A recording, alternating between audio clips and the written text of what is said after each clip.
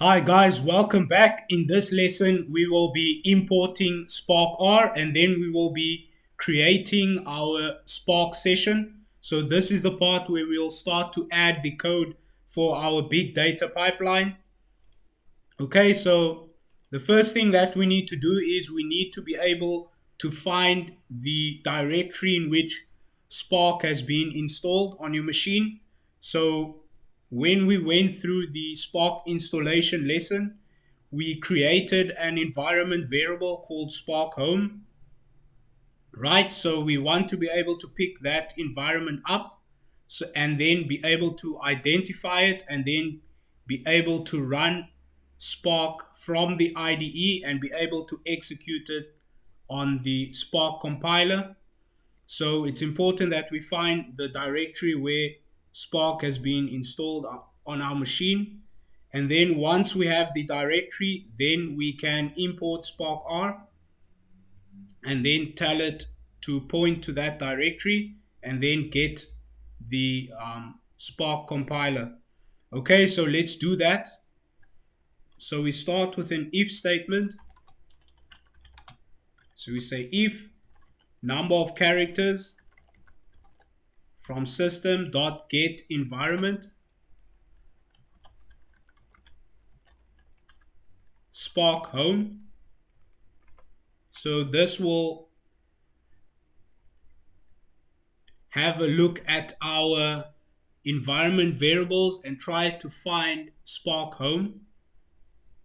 And if it does find Spark home, it will count the number of characters.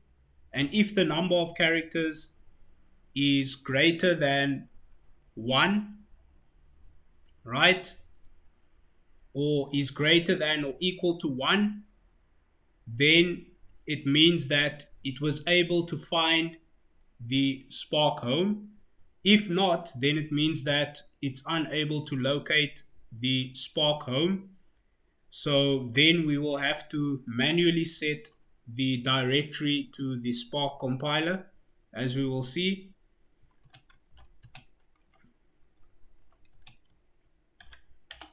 Okay, so if it doesn't find the Spark home environment variable, then we need to manually specify the location where Spark has been installed. So that's sys.set environment Spark home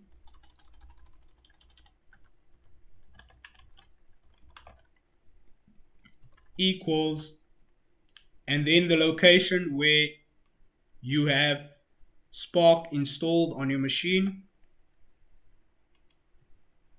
the location to that bin folder. So mine is in C Spark and then the Spark folder and then the bin folder, right? So that's where we will find the Spark compiler. So basically now you can see it tries to find the Spark home environment variable by using system.getInv Spark home, and then it will return the number of characters of that location.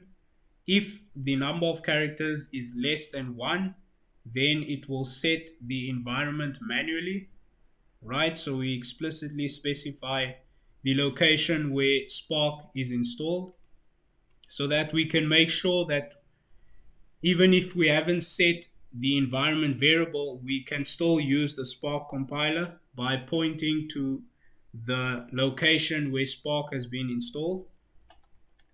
Okay, so once we have the Spark environment, now we can load the SparkR library and initialize it. So we use library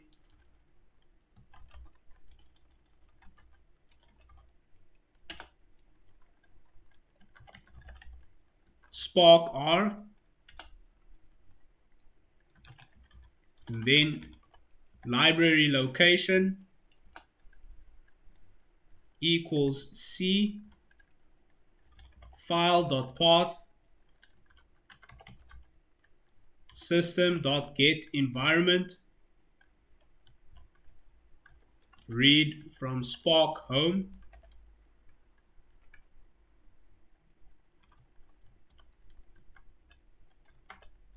Okay, and then use R, the R compiler,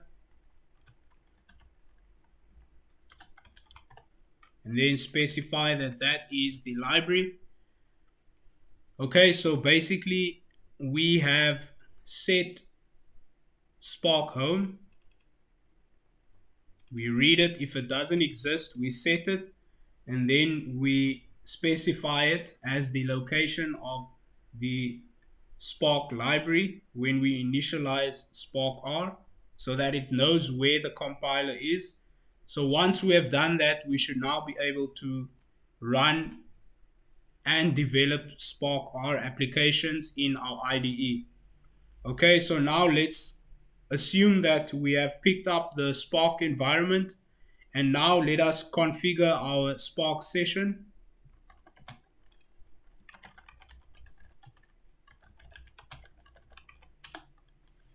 So SparkR dot session. We specify the master, which is where the Spark compiler will be running. Once it has been started, it will be running in our local host, and then the number of cores to assign to the Spark driver, we specify an asterisk to tell it that it should assign as many as it can find or as many as it needs. And then the app name, which is the name of the Spark driver, we will call it Quakes ETL. And then now that is enough to start the Spark session, but now we will also be adding third-party libraries, which are called Spark packages, that we need to initialize as well.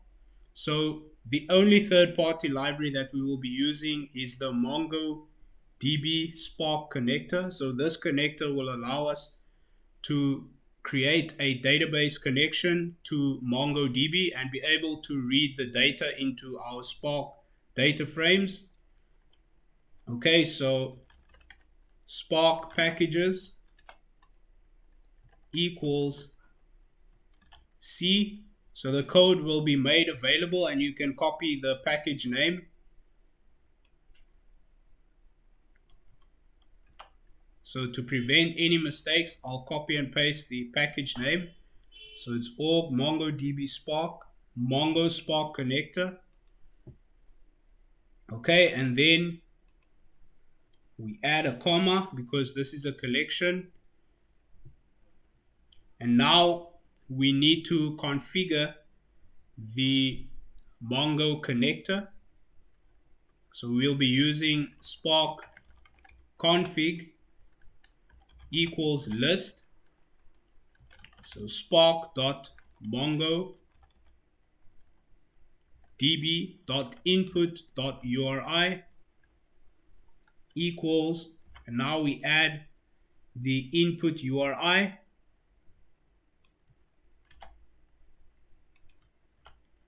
Okay, so what this is the URL basically for where MongoDB is running. So it's running on localhost, and then the name of the database, which is Quake, and then the name of the table or collection, which is Quakes. And then we specify the read preference, right? So basically what this means is this will allow us to connect to MongoDB and be able to read from it. Okay, so we want to be able to read from MongoDB, so we need to use spark.mongodb.input, and if we want to write to MongoDB, we will configure spark.mongodb.output. Okay, so now let's add the output URI, which is basically the same.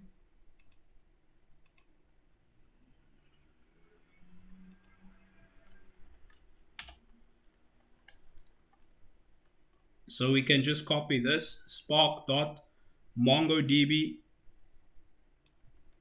dot input URI portion, and we change the input to output because we want to be able to write to MongoDB. Okay, so the output URI is pretty much the same.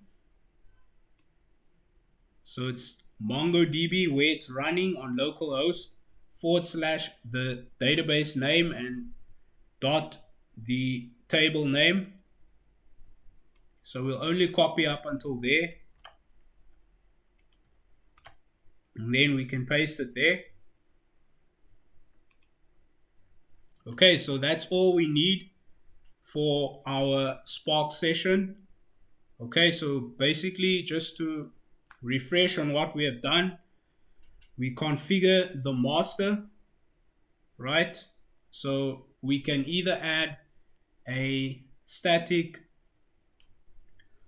IP or a domain name for where our Spark cluster is running or our Spark driver is running, right? So right now we are using the local host, so we specify local, and then in square brackets you specify the number of cores that you want to assign to the Spark driver.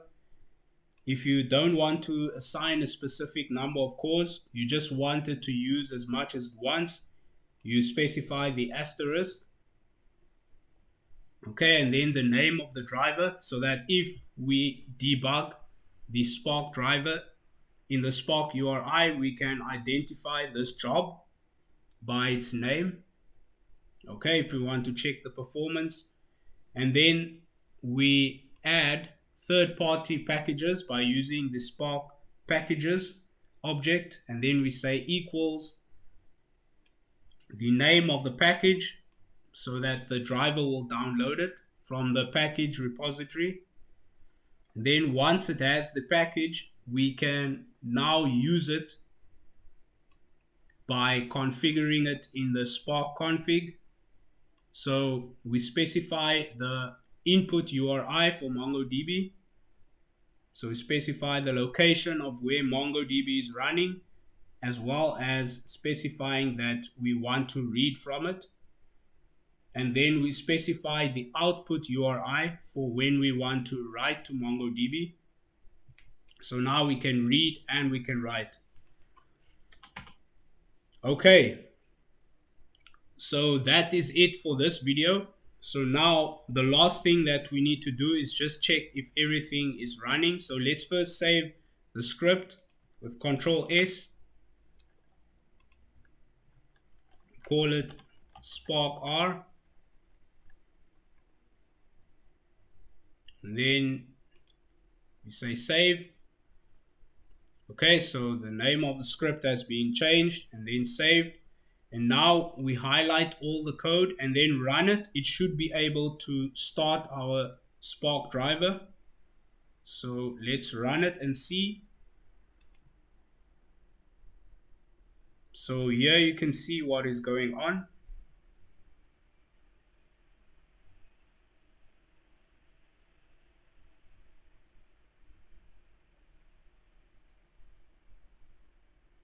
So it's busy starting the Spark driver. Okay, and it's has been started. So we can see org.apache.spark.sql.spark session and an ID. So we don't have any errors. We have managed to install our package successfully, right? As well as configure our Spark session successfully as well. Okay, so that's it for this video. I'll see you guys in the next one.